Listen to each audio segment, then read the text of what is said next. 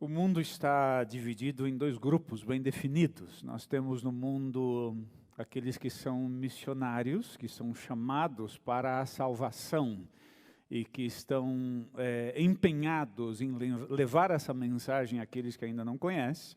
E, por um outro lado, temos aqueles que ainda não conhecem a mensagem da cruz e que precisam conhecer.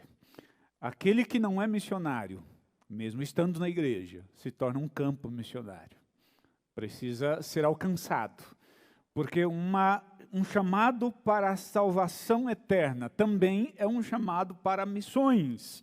E aquele cristão que ainda não entendeu o seu chamado é um alvo missionário, é um campo missionário, é alguém que precisa conhecer, ser impactado pela verdadeira mensagem da cruz, a tal ponto que leve essa mensagem a outros que dela precisam.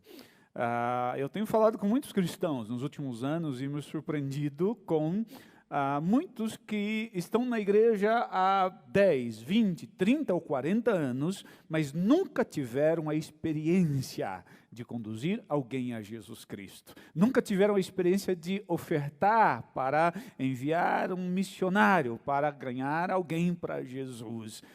Essas pessoas, mesmo frequentando igreja, elas não fazendo parte do grupo dos missionários, elas fazem parte do alvo missionário, né, do campo missionário, precisam ser alcançadas para o trabalho do Evangelho do Senhor Jesus Cristo. Nas quartas-feiras, estamos fazendo aqui um treinamento. Se você nunca ganhou ninguém para Jesus, no seu condomínio, na sua vizinhança, nos seus parentes, você não terá mais desculpas. Nós estamos no nosso terceiro dia de treinamento, terceira quarta-feira. Se você perdeu as duas anteriores, está gravado, você pode acessar, e depois nós vamos fazer aí uma playlist com um grupo de treinamentos, né, de mensagens, treinamentos para você assistir uma, duas vezes, até que você esteja pronto para evangelizar. É claro que esse conteúdo que estamos passando não é algo que define o discipulado. São elementos, são informações que você pode usar no discipulado. Nós não queremos dizer aqui que você vai iniciar com a lição A e vai terminar com a lição X, e quando você terminar, pronto, você completou o discipulado. Não, essas são ferramentas para que você se relacione com pessoas de maneira propositada, né? Chame alguém do seu condomínio para tomar um café na sua casa, para uma refeição na sua casa, e você comece a falar de Jesus para essa pessoa, e depois você tem esses elementos todos que você pode ensinar para essa pessoa nesses encontros que você vai fazer, se você deseja ser um missionário, e terminando essas lições todas, você pode e deve continuar o trabalho com essa pessoa, a convivência com essa pessoa, a tal ponto que ela se entregue a Jesus, ela se integre à igreja, não é? E ela possa reproduzir o processo que ela viveu com outra pessoa. Então, o discipulado não começa e não termina com essas lições, é uma missão que você assume diante de Deus como uma pessoa, de trazê-la para Cristo, de trazê-la para a igreja de Cristo, de prepará-la para ela reproduzir o processo que ela viveu, sendo conduzida, sendo ensinada por Jesus Cristo, por um instrumento de Jesus Cristo, por você como instrumento de Jesus. Não é? Por que nós estamos fazendo isso? Porque é a ordem de Jesus. A igreja pode fazer de tudo, mas se a igreja descumprir esta ordem de Jesus, ela está fracassando. Ela está negligenciando o papel maior. Jesus diz em Mateus 28, 19 e 20, portanto vão, façam discípulos de todas as nações, batizando-os em nome do Pai, do Filho e do Espírito Santo, ensinando-os a obedecer em tudo o que eu ordenei a vocês, e eu estarei sempre com vocês até o fim dos tempos. Esta é a ordem de Jesus, para mim, para você, para a igreja. De alguma forma, nós precisamos atender esta ordem de Jesus. Volto a dizer, a igreja pode ter eventos extraordinários, pode ter uma vida financeira abastada, pode ter um templo luxuoso, pode ter uma música extraordinária, bem executada, mas se não obedece à ordem suprema de Jesus, essa igreja fracassa.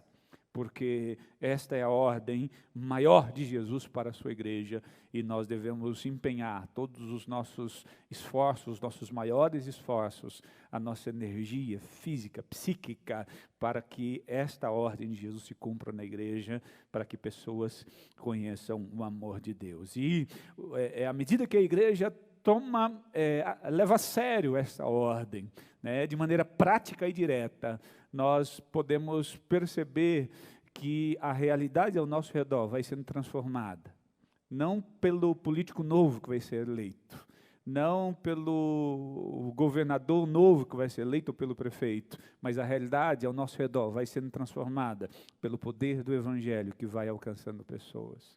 Pelo poder do Evangelho que vai alcançando pessoas, vai mudando famílias, vai mudando o casamento, vai mudando o cenário econômico, social, espiritual.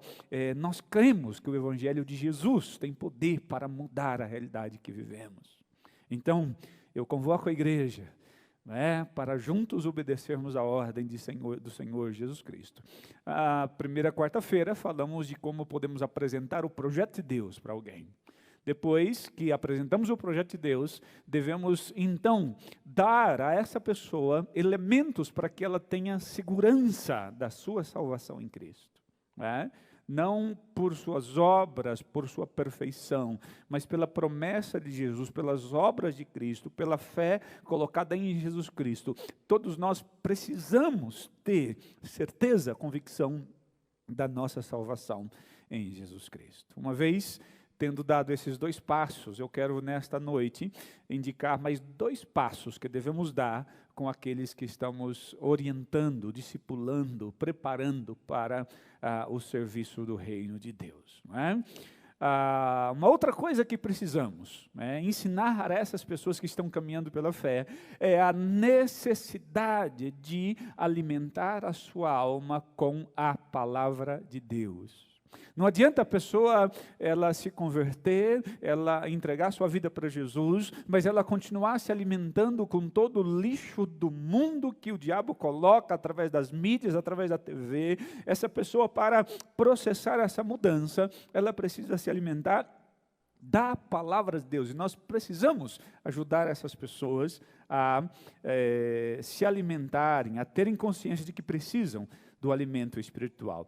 Segunda carta de Paulo a Timóteo, capítulo 3, versos 16 e 17, a Bíblia diz assim: toda a Escritura é inspirada por Deus e útil para o ensino, para a repreensão, para a correção e para a instrução na justiça, para que todo homem de Deus seja apto e plenamente preparado para toda boa obra. A palavra de Deus ela é apta para ensinar, e a pessoa que vem a Cristo, ela precisa ser ensinada em um novo estilo de vida, em uma nova forma de vida, deixando as coisas velhas para trás, assumindo uma nova postura. Segundo a Coríntios 5,17, aquele que está em Cristo, nova criatura é, as coisas velhas passaram, tudo se fez novo. Esse processo vai acontecendo, o processo de santificação, à medida que a pessoa vai lendo, vai entendendo, vai praticando a palavra de Deus. Nós precisamos ensinar a todos os que nós discipulamos, todos que caminham conosco em direção a Cristo, a levar a sério o seu alimento espiritual diário, que é a palavra de Deus. Não é? Assim como o alimento físico é importante para a boa saúde do corpo, para o desenvolvimento do corpo, a Bíblia, o alimento espiritual, é importante para o desenvolvimento espiritual. A pessoa, por exemplo, se um bebê nasce e ele não é bem alimentado, os pais negligenciam o seu alimento, o leitinho, depois a papinha, depois o alimento sólido, não segue esse processo, a criança vai crescer desnutrida, vai ter deficiência no seu crescimento, não vai atingir o seu crescimento desejado. Por quê? Porque não tem o alimento físico para o seu crescimento. O cristão, aquele que chega a Jesus, que é considerado bebê espiritual, se ele não tem os elementos corretos, o alimento puro para o seu crescimento espiritual, ele vai se tornar um bebê espiritual e vai continuar sendo um bebê espiritual por muitos anos, não é? Vai atrofiar espiritualmente se não receber o alimento adequado, não é? Por exemplo, 1 de Pedro 2,2, a Bíblia diz assim: como crianças recém-nascidas, desejem de coração leite espiritual puro, para que, por meio dele, cresçam para a salvação. É importante. Nós devemos deixar claro, trabalhar esse assunto de maneira clara, direta, para todas as pessoas que querem levar uma vida cristã séria, uma vida cristã madura, uma vida cristã robusta. Devemos deixar muito claro a necessidade do alimento espiritual, diário. Nessa instrução que nós damos às pessoas que estão caminhando conosco, devemos também instruir a começar a leitura bíblica pelo Novo Testamento. Muitas pessoas querem começar a ler, pessoas que nunca leram a Bíblia, querem começar lendo Apocalipse. Elas não vão ler nem o primeiro, o segundo capítulo, já vão desistir. Outras querem começar do Antigo Testamento. Aí leem Gênesis, que é interessante, a criação, Êxodo, que também é interessante. Aí chega no livro de Levíticos, aí realmente a pessoa trava, porque tem aí muitas leis cerimoniais e ela não consegue entender, e aí ela desiste da leitura bíblica, né? Quando a pessoa começa a leitura, começa a conhecer a palavra pelos evangelhos, Mateus, Marcos, Lucas e principalmente o livro de João, ela vai ter nesses livros uma clareza do projeto de Deus, do caráter de Deus, do plano de Deus para a humanidade, e depois sim, ela vai avançar para Atos, que é a história da igreja, vai avançar para a teologia profunda de Romanos, 1ª e 2ª Coríntios, e depois ela vai avançando nas cartas de Paulo, e aí depois ela vai chegar em Apocalipse com uma visão diferenciada, e depois ela pode retornar ao Antigo Testamento, compreendendo muito mais profundamente, porque ela vai ter uma base nos evangelhos, não é? Uma base nos evangelhos. É claro que a pessoa que começa a ler a Bíblia, em muitos momentos ela vai ser ajudada, ela precisa ser ajudada, e não é suficiente que a pessoa leia a Bíblia sozinha em casa, não é?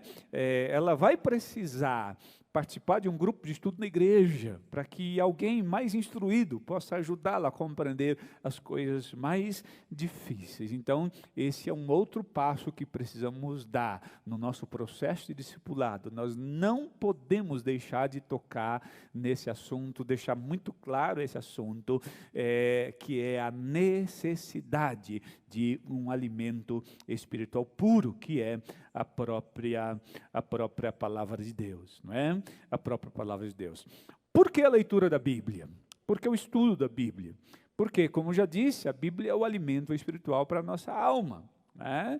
A Bíblia é um livro diferente de todos os outros livros da Bíblia. 2 de Pedro, capítulo 1, versos 20 e 21, diz assim: antes de mais nada, saibam que nenhuma profecia da Escritura provém de interpretação pessoal, pois jamais a profecia teve origem na vontade humana, mas homens falaram da parte de Deus, impelidos pelo Espírito Santo. Por que o estudo da Bíblia? Porque esse é o livro de Deus. Ao ler, ao compreender, ao viver a palavra, nós vamos percebendo essa transformação na nossa vida. Ao lermos a palavra de Deus, nós vamos conhecendo mais profundamente o projeto de Deus, as promessas de Deus, o caráter de Deus, a vontade de Deus, e a vida cristã fica muito mais fácil quando nós conhecemos o Deus a quem servimos. Então, esse é um assunto muito importante, né? A prova de que a palavra de Deus é verdadeira é que, à medida que nós lemos, nós interpretamos, nós praticamos, a palavra de Deus ela tem poder sobre quem lê, sobre quem pratica. E a palavra de Deus tem o poder para transformar situações que alguém, sem a ajuda da palavra, jamais conseguiria transformar. Mas com esse poder que emana da palavra de Deus, todas essas transformações são possíveis, não é? São possíveis. A Bíblia, a palavra de Deus, precisa ser lida, compreendida e praticada para quem começa a caminhar na fé, porque, segundo Salmo 119, 105, diz assim, olha, a tua palavra é lâmpada que ilumina os meus passos e luz que clareia o meu caminho. A pessoa que quer caminhar na vida cristã, ela examinando o Evangelho de Cristo, examinando a palavra de Deus, o que vai acontecer? O Evangelho vai iluminar o seu caminho, ela vai ter clareza nos seus passos, ela vai ser uma pessoa cheia de discernimento, ela vai saber se pode dar um passo para cá ou para lá, ela vai saber a hora de parar, a hora de avançar ou a hora de retroceder, porque a Bíblia diz que a palavra de Deus é lâmpada para os nossos pés, ela ilumina os nossos caminhos e nós precisamos ajudar as pessoas que estão chegando e querendo caminhar com Jesus a não perderem o privilégio de caminharem iluminados pela luz que há no Evangelho de Jesus Cristo. Então esse é um passo importante.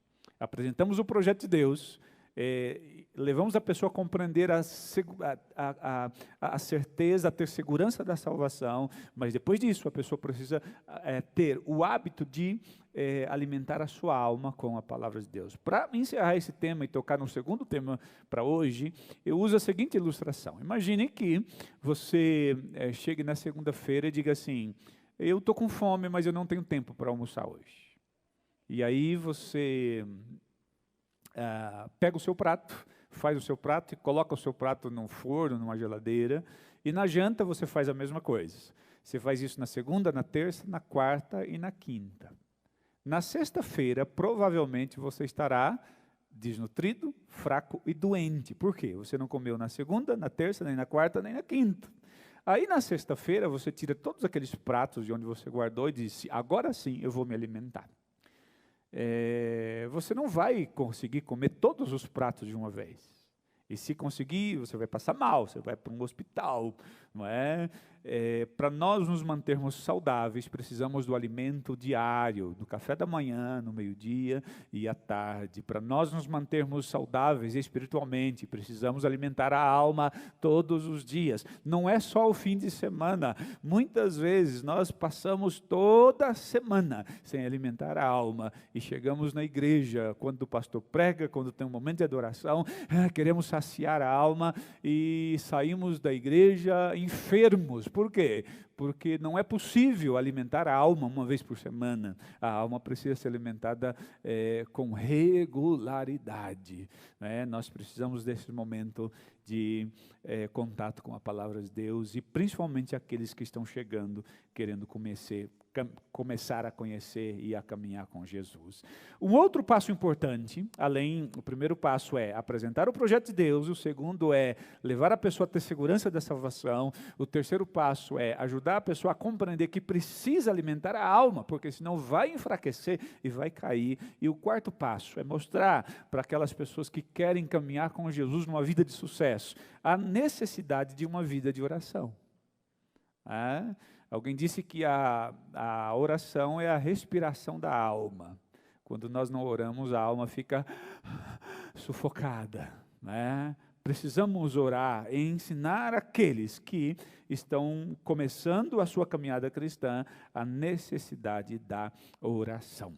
Filipenses 4, 6 e 7, a Bíblia diz, não andem ansiosos por coisa alguma, mas em tudo, pela oração e súplicas e com ação de graças, apresentem seus pedidos a Deus, e a paz de Deus, que excede todo o entendimento, guardará os vossos corações e as vossas mentes em Cristo Jesus. Não é?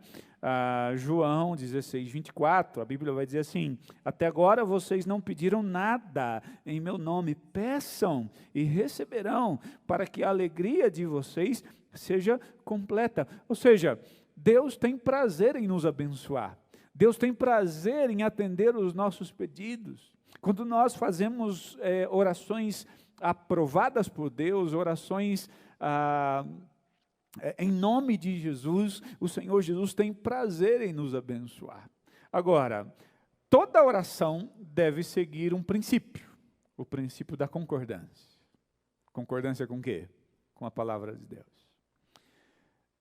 Fazer uma oração em nome de Jesus não significa pedir qualquer coisa para Deus e no final usar o nome de Jesus, e isso vai significar que você vai receber tudo que você está pedindo a Deus porque você orou em nome de Jesus. A oração em nome de Jesus é a oração que usa o princípio da concordância, ou seja, você precisa em suas orações pedir aquilo que é aprovado pela Bíblia, que é aprovado pela Bíblia. Por exemplo, alguém que está trabalhando e frequenta a igreja, né, e sabe, aprendeu sobre a oração em nome de Jesus, e a Bíblia diz que tudo que pedirem no meu nome vocês vão receber, e essa pessoa está numa empresa que tem muito dinheiro, e ela ora, Senhor Deus, em nome de Jesus, olha, tem muito dinheiro nessa empresa, me ajude a desviar um pouco desse dinheiro para minha conta, me ajude para que ninguém veja, ninguém perceba isso, me ajude, olha, tua palavra diz que se eu orar em nome de Jesus, o Senhor vai me dar o que eu peço, então em nome de Jesus, me ajuda.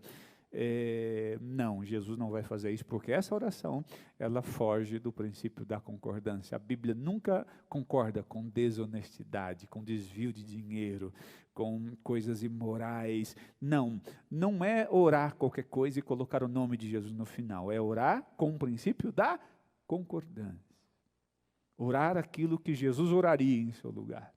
Orar dentro de um projeto maior. Para que você ore e tenha sucesso na sua vida de oração, você precisa primeiro dar os outros passos, ou seja, você precisa entregar sua vida para Jesus, você precisa ter segurança de que Jesus é o seu Senhor, você precisa alimentar a sua alma da palavra, conhecer o projeto de Deus para a sua vida. Sabe por quê? Porque se você der esses passos todos, quando você orar, você vai orar a um Deus que você conhece, você vai orar conhecendo o projeto desse Deus para a sua vida, para você, para o ambiente que você está, para o seu trabalho, você vai conhecer esse projeto e você vai pedir a Deus aquilo que Deus já tem preparado em seu coração para dar para você. É por isso que Deus responde. É por isso que Jesus responde. É por isso que Ele diz assim, o que vocês pedirem em meu nome, eu vou dar para vocês. Por quê? Para que a alegria de vocês seja completa. Mas para isso vocês precisam conhecer o que vocês estão pedindo. Precisa ter discernimento naquilo que vocês estão pedindo. Precisa pedir de acordo com um projeto, de acordo com o princípio da concordância. Se vocês orarem a mim, pedindo uma coisa que eu já tenho planejado dar a vocês, eu simplesmente vou dar a vocês aquilo que eu já planejei. Não adianta pedir nada fora do projeto, fora do meu plano, fora da minha vontade, porque nisso vocês não vão receber, essas coisas vocês não vão receber, nisso vocês não vão ter sucesso. Por exemplo, quando um garoto tem 8 ou 10 anos, é muito comum que ele peça para o pai para dirigir o carro, é ou não? Todo garoto pede. E o pai, que tem uma boa sanidade mental, deixa o garoto de 8 anos dirigir o carro? Não adianta pedir. Não adianta pedir coisas que é para te prejudicar, para prejudicar as pessoas que estão ao seu redor. Não adianta pedir. A oração precisa obedecer o princípio da concordância. Concordância com o plano, com o projeto, com a palavra de Deus. Tá? Precisamos ensinar essas pessoas. As pessoas oram, pedem coisas fora da vontade de Deus, e Deus não dá, e depois elas abandonam a Deus, colocam culpa em Deus, e culpa na igreja. Precisamos aprender a orar com discernimento. Orar segundo o princípio da concordância, orar e pedir aquilo que Deus já planejou nos dar, e para isso precisamos conhecer o plano, precisamos conhecer todo o projeto de Deus para as nossas vidas. Quem conhece a Jesus, quem entrega a sua vida a Jesus, quem recebe o Senhor Jesus como governante supremo da sua vida, a partir daí tem o privilégio, a alegria de falar com Deus através do nome de Jesus todos os dias, em qualquer momento que quiser. Imagina você, o privilégio que você pode ter a qualquer momento do seu dia, falar, dirigir-se ao governante supremo do universo e ter o privilégio dele olhar para você e responder aquilo que você está pedindo. Você pode ter um relacionamento íntimo com o Criador Supremo, o governante supremo do universo. Esse é um privilégio que você pode ter agora na sua nova vida cristã. Isso é muito importante, falar com Deus, orar a Deus, orar de acordo com o princípio da concordância. Quando nós oramos a Deus, segundo Jeremias 33:3, ele diz assim: clama a mim, e eu responderei, e lhe darei coisas grandiosas e insondáveis que você não conhece. Esse é o privilégio de quem ora. É o privilégio de quem leva a sério a sua vida de oração. E Mateus 6,6 tem mais uma instrução sobre a oração, quando Jesus diz assim: quando você orar, vá para o seu quarto e feche a porta e ore ao seu pai que está em secreto, então seu pai que vê em secreto o recompensará. Ou seja, o que Jesus está ensinando é que o propósito da oração é falar com Deus e não falar com os homens. É buscar intimidade com Deus. O propósito da oração, e eu quero mostrar isso para você já para ir finalizando, no Salmo 139, o propósito da oração é buscar intimidade com Deus. O propósito da oração não é todos os dias, de manhã, meio-dia ou à noite, levar um boletim informativo a Deus daquilo que está acontecendo na sua vida. Você para lá antes de dormir e fala: Deus, deixa eu te falar aqui do meu dia, porque o Senhor não sabe, né? Eu preciso te contar as coisas, porque o Senhor não sabe. Olha, Senhor, amanhã eu vou viver isso, meu dia foi assim, abençoe aqui, abençoe ali. Não, esse não é o propósito. Sabe por quê? Olha o que diz o Salmo 139. Senhor, tu me sondas e me conheces, sabes quando me sento e quando me levanto, de longe percebes os meus pensamentos, sabe muito quando trabalho e quando descanso, todos os meus caminhos são bem conhecidos por ti. Antes mesmo que a palavra chegue à minha língua, tu já a conheces inteiramente, Senhor. Tu me cercas por trás, pela frente, e põe a tua mão sobre mim. Tal conhecimento é maravilhoso demais, e está além do meu alcance. É tão elevado que não posso atingir. Para onde poderei eu escapar do teu Espírito? Para onde poderei fugir da tua presença? Se eu subir aos céus, lá estás, e se fizer a minha cama na sepultura, lá estás também. Ou seja, antes que você pense, antes que você fale, Deus conhece. O propósito da oração não é informar Deus, não é passar um boletim informativo para Deus 3 vezes por dia. O propósito da oração é buscar intimidade com Deus.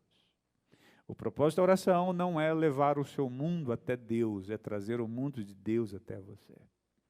O propósito da oração não é levar os seus pedidos, as suas misérias, as suas dores até Deus, mas o propósito da oração é trazer a glória, a misericórdia, o poder de Deus para a miséria da sua vida aqui na terra. E isso acontece quando nós oramos. Este é o grande privilégio que todos nós temos quando conhecemos a Jesus Cristo.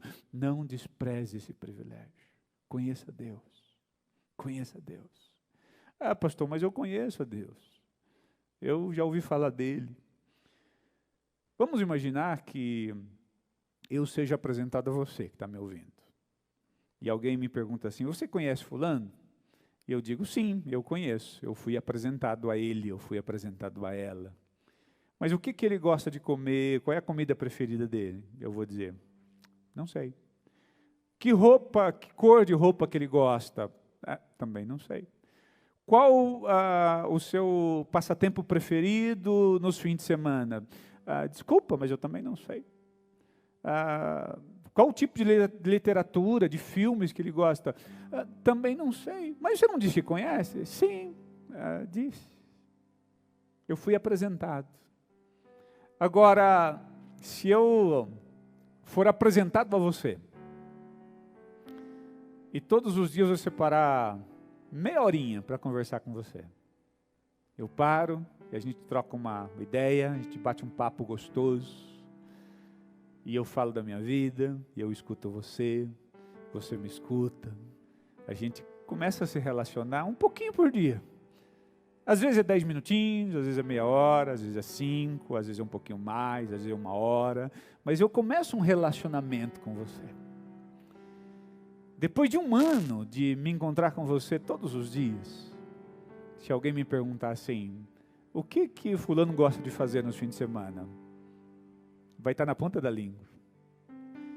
Que cor de roupa que ele gosta? Na ponta da língua. Que tipo de literatura, de filmes que ele gosta de ver? Eu sei, está na ponta da língua. Por quê? Porque eu investi tempo para conviver, para me relacionar e para conhecer. O propósito da oração é conhecer a Deus. Quanto mais nós oramos, mais conhecemos o caráter de Deus, a glória de Deus, o projeto de Deus, as promessas de Deus. E quanto mais conhecemos de Deus, mais dele podemos desfrutar. Não despreze esse grande privilégio que Deus nos dá de ouvirmos a sua voz através da palavra, alimentando a nossa alma, e o de falarmos com Ele, com o propósito de trazer o mundo dele até nós, de conhecê-lo melhor e desfrutar mais do seu amor, do seu caráter, das suas promessas. Quanto mais conhecemos a Deus, mais fortes nos tornamos, mais sábios, mais discernimento nós vamos ter diante da vida. Quanto mais conhecemos de Deus, mais ricos nos tornamos da glória de Deus, do poder de Deus. E a vida fica muito mais fácil assim, fica muito mais leve assim. Se você está disposto a guiar alguém no caminho de Cristo, você precisa mostrar a ele a importância dessas duas coisas. Você precisa mostrar a ele a importância de alimentar a sua alma diariamente com a palavra de Deus e a desfrutar do privilégio da oração, porque através desse privilégio, essa pessoa vai conhecer mais a Deus, mais das promessas de Deus, mais do amor de Deus. Ela não vai simplesmente levar o seu mundo pobre até o Deus maravilhoso. Ela vai trazer o mundo de Deus para a sua pobreza. E quantos cristãos nos dias de hoje já não conseguem fazer isso?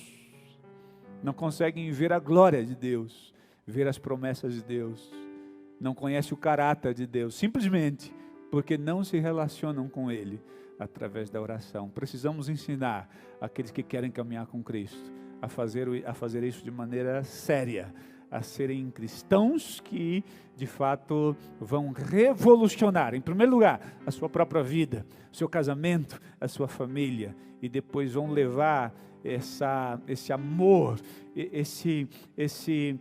vão levar a outras pessoas este privilégio de viver aquilo que elas estão vivendo também. Que o Senhor te capacite para marcar um café com alguém aí do seu condomínio, com a sua vizinhança, um parente seu.